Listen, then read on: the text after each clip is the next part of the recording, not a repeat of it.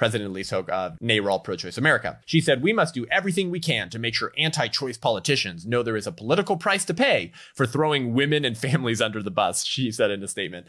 Oh man, you just can't make up the irony of choice, can you? Throwing women and families under the bus? You're a pro-choice activist, full-time career woman. It's only the pro-choice movement that throws women and families under the bus. You remember abortion rights activist groups suing Louisiana earlier this year for trying to pass a bill that would require abortionists and abortion clinics to meet all of the same regulatory ambulatory surgical center standards that every other surgical center has to meet, right? It was just saying this bill's not going to necessarily seek to reel back abortions or put restrictions on abortion. It's just going to say, if you're pro-choice and you say you're all about women's health care, right? Abortion is health care, they say. Well, if you're about that, wouldn't you want to ensure that the women you claim you serve, abortion patients, are getting the same level of care and health that every other patient receives who receives any other form of surgery?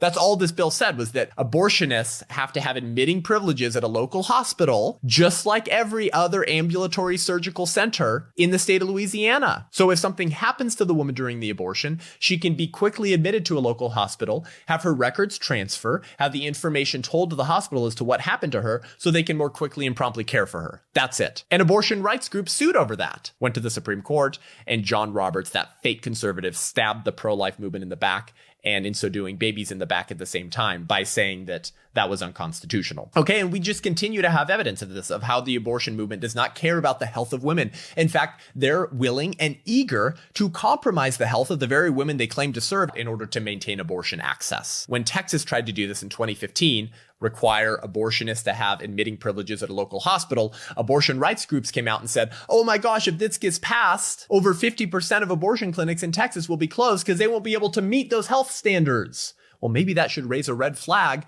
about how crappy your industry is at health. And when the Supreme Court ruled against that, they did so in large part to ensure that women weren't placed with an undue burden. What would be the undue burden? Less abortion clinics to choose from because so many of them can't meet the health regulations that the law would have required. So the abortion rights groups in the industry are regularly eager and willing to compromise the health of women. But Elise Hogue of NARAL Pro-Choice America tells us that it's anti-choice politicians, meaning pro-life people, who are throwing women and families under the bus. Oh, spare me. Not to mention the children that they literally throw out of their mother's wombs into trash cans as they pay third-party people to wheel the children away in hazardous waste containers. Okay, there's only one person and movement throwing women and families under the bus, and it ain't the pro-life movement.